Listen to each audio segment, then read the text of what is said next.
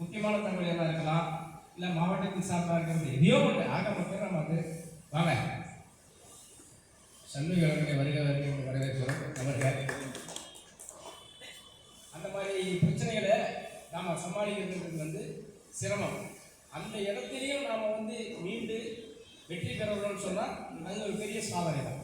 அது இன்னும் கேட்டீங்கன்னா இமாலய சாதனைன்னு சொல்லலாம். இதை கூட நாம் வந்து சேவைகளை செய்து கொண்டிருக்கிறோம். இப்போ அவர் சொன்ன மாதிரி என்னுடைய தனிப்பட்ட கருத்து என்னென்னு கேட்டீங்கன்னா, நாம் அன்னதானன்றதே நம்ம செய்ய வேண்டியதே இல்லை. காரணம், இந்த அன்னதானன்றது வந்து 1-2 பேர் சேர்ந்தா அது மதிப்பு இருக்கும். 24 சங்கம் காஞ்சிபுரத்தில் இருந்தது. ஏறக்குறைய ஒரு 10 சங்கம் 12 சங்கம் செய்யும்போது மக்களுக்கு வந்து இங்கே போனால் உணவு விருப்பமாக கிடைக்கும், ஈஸியாக கிடைக்கும்ன்ற ஒரு நம்பிக்கை வந்துச்சு. 12 மணிக்கா சித்திராவூர் கோயில், 12 மணிக்கா ராமலிங்க சுவாமி கோயில், காத்தில் 9 மணிக்கா திருகாஞ்சனம் கோயில், அந்த மாதிரி ஒரு சூழ்நிலை வந்து உருவாயிடுச்சு. ஆனால் அதை விட நாம் முடியாத இயலாத சில ஆர்கனைசேஷன் இருக்குது. மூத்தோர் இல்லங்கள், இப்போ எங்கள் காண்டாக்டரில் வந்து இது கால் கை வராத குழந்தைகள் இருக்கிற ஒரு ஆசிரமம் இருக்குது. அந்த மாதிரி ஆசிரமங்களில் அவங்கள்ட்ட கூட காசு கொடுக்கூடாது. இப்போ அவங்களும் வந்து கேட்டாங்க, காசு வாங்கிக்கிறாங்க. நாம் நம்மளால் என்ன முடியுதோ அந்த உணவு செய்து பிள்ளைங்களுக்கோ அவங்களுக்கோ கொடுக்கணும்னா அதுக்கு பலன் வந்து நம்ம நேரடியாக பார்க்கலாம். இதை வந்து இல்லையா இந்த மாதிரி தான் நம்ம செய்யணும்னா ஒரு தொண்டையில் மட்டும் கொடுக்கும், கரெக்டாக கொடுக்காது. காலம்பரை பார்த்தீங்கன்னா நான் தினம் நடைபயிற்சி போகிற வழக்கம் உண்டுனா நம்ம காமாட்சி சுற்றி வருவோம். அப்போ பார்த்தீங்கன்னா சில பேர் வந்து பையில டிஃபன் போட்டு தான் கொடுக்குறாங்க. அவர் கொடுத்துட்டா அடுத்த தெரு போகும்போது பார்த்தீங்கன்னா அவர் சொன்னவே பார்த்துருப்பாரு. இன்னொருத்தர் வராரு, அவர்கிட்டையும் அவன் வாங்கி வச்சுக்கிறான். நீங்கள் எத்தனை இட்லி சாப்பிட்றீங்க, எத்தனை வேலை சாப்பிட்றீங்க? நல்லா சாப்பிட்றவங்க தான் இருக்கும். ஒரு 6 இட்லி சாப்பிட்றீங்களா? இவன் சாப்பிட்டா நான் ஒரு முறை அந்த தெருவில் கேட்டேன், நம்ம அவங்க எட்டாவது கொடுத்தாரு, ஒரு பொருளை வாங்கிக்கிறேன் நியாயம். 120 கொடுத்தாரு அவரு, அதை யாரும் கொடுக்கணும், இதை பயன்படுத்திங்க இது சொல்கிறான். சரிப்பா மற்ற யாருக்கா தனிப்பட்ட கொடுத்தாங்க, இதை கீழே போட்டுருவாங்க. அப்போ அவங்களுக்கு மதிப்பு தெரியுதா? நம்மளுடைய உணர்வுகள் தெரியுதா? நம்ம பயன்படுத்துகிற செலவு அவனுக்கு தெரியுதா? இலவசமாக கொடுக்கும்போது அதுக்கு மதிப்பே இல்லை. கேட்டு பெறுகின்ற பொழுது அதனுடைய மதிப்பு அதிகம். அதனால் நம்ம சங்கங்கள் வந்து ஒரு அன்னதானம் செய்யலாம். ஆனால் அன்னதானத்துக்கு நீங்கள் செலவழிக்கிற தொகையை எங்கெங்கே மரம் இல்லையோ அங்கெல்லாம் மரம் இல்லை. 10 மரம் நட்டீங்கன்னா அதில் ஒரு மரம் வரும். அந்த ஒரு மரத்தை காப்பாற்றுறதுக்கு அது ஒரு காடு வச்சு நீங்கள் ரெகுலராக அதை போய் பார்த்தீங்கன்னா நாமளும் அதில் பணம் தரலாம். 10 மரத்தில் 5 மரம் வரும் வரும். நீங்கள் 4 அடி 5 அடி 6 அடி மரம் வச்சிங்கன்னா கண்டிப்பாக நீங்கள் வைக்கிற மரத்தில் 9 கூட வரும். ஆனால் இவங்க வைக்கிறது எல்லாமே 1 அடி 1 அடி நம்ம தூண்டு. இன்னொன்று பார்த்தீங்கன்னா திருப்பி வச்சதுலேயே தான் மரம் வச்சுட்டு இருக்கிறாங்க. அது வைக்கலாம் சார், அது மியாவாக்கி மாதிரி. அது நீங்கள் படித்த பள்ளி, காலியாக இருக்கிற இடம், ஏரிக்கரை, எந்த இடம் இருக்கோ அந்த இடத்துல நீங்கள் மரம் வச்சிங்கன்னா எப்படியா இருந்தாலும் வளர்ந்ததுன்னு சொன்னால் அதனுடைய பலன் வந்து அருமையான பலன். பூமியை நம்ம சூடாக குறைக்கலாம், நம்ம வந்து சுவாசிக்கிறதுக்கு ஆக்சிஜனை பெறலாம், எவ்வளோ இருக்குது. ஆனால் இதில் நம்ம இங்கே இப்போ நிறைய பேர் சொல்கிறப்ப இது அன்னதானத்தில் வந்து நம்ம என்ன சொல்கிறோம், நம்ம செய்தோம் அந்த ஒரு திருப்தியை தவிர வேறு எதுவுமே இல்லை. அதில் குடும்பம் வரைக்கும் நீங்கள் அதை முடிஞ்ச அளவு மாற்றுங்க. உடனே மாற்றணும்னு சொல்லலை, மாற்றுங்க. அதே மாதிரி இப்போ நம்மளுடைய செயலாளர்கள் சொல்லும்போது அரசு சுப்ரமணிய ஸ்கூலை பற்றி சொன்னார். அதனால ஒரு 2 நிமிஷம் சொல்லி கொடுத்தாரு. அந்த பள்ளியில் நான் 1980-81 நான் படிச்சுட்டு நான் வெளியே வரேன். நாங்கள் படிக்கிற போது ஏறக்குறைய 450-500 பள்ளிகள் இருக்கணும். அந்த பள்ளி என்ன ஆயிடுச்சுன்னு கேட்டிங்கன்னா அப்படியே குறைஞ்சி 2275 பிள்ளைகள் வந்துட்டாங்க 2004-2005. அது மட்டும் இல்லை, அதை பராமரிக்கிறதுக்கு முடியல, பள்ளியே மூடுற நிலைமை வந்துச்சு. ஆசிரியர்கள் வந்து நாங்கள் படிக்கும்போது வந்து 19 ஆசிரியர்கள் இருந்தாங்க. 2005 7 ஆசிரியர்கள் தான் இருந்தாங்க.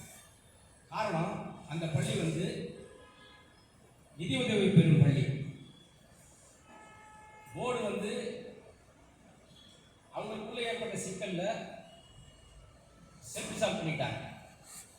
அதனால் என்ன ஆயிடுச்சுன்னு கேட்டிங்கன்னா, பள்ளி நடக்கிறதுக்காக அரசாங்கம் வந்து மாவட்ட கல்வி அலுவலரை கேர்டேக்கர் அப்படின்ற ஒரு பெயரில் நலன் காப்பாளர் அப்படின்னு அவரை ஃபிக்ஸ் பண்ணிட்டாங்க.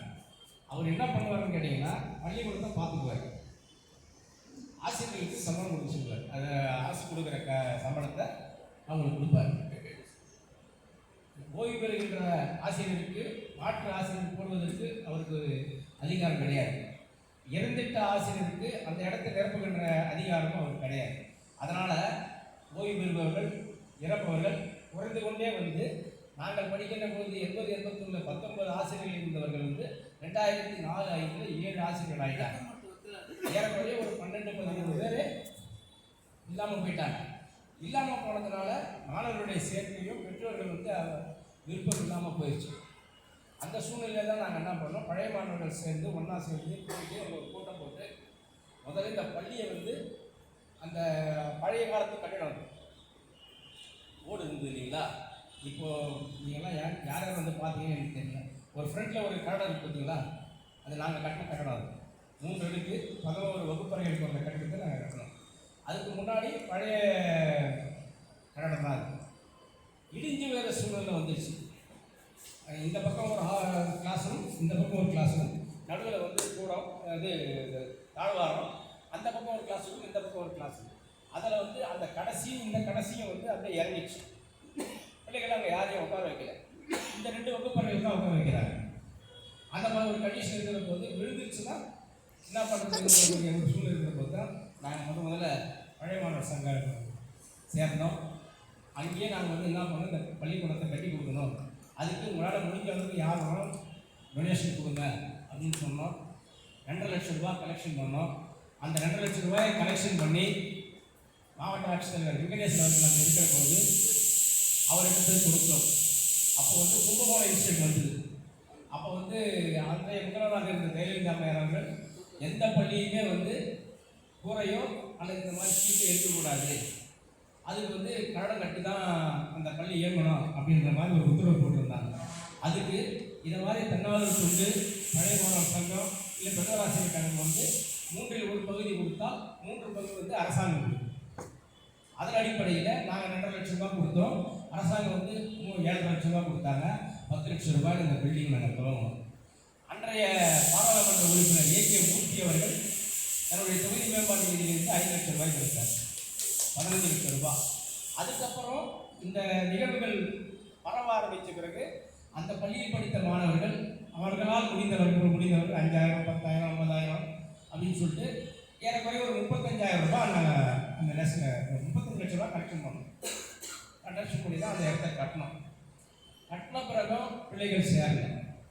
என்னடா பண்ணுறதுன்னு பார்த்தோம். சரி, இந்த பள்ளி வந்து வளர்ச்சி இல்லாத போகிறதுனால இந்த பள்ளி அரசு பள்ளி ஆகணும்னு சொல்லிட்டு அரசு பள்ளி ஆகிறதுக்கு உண்டான முயற்சிகள்லாம் மேற்கொள்ளும்.